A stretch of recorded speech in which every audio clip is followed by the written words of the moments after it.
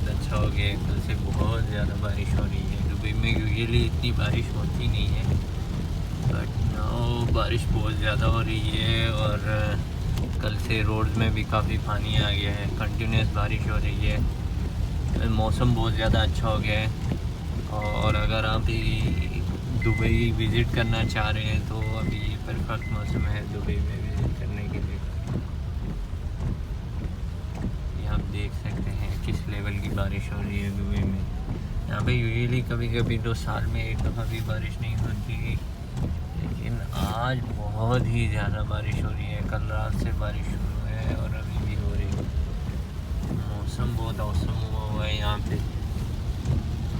जो भी लोग दुबई आना चाह रहे हैं तो it's the best time for all of them.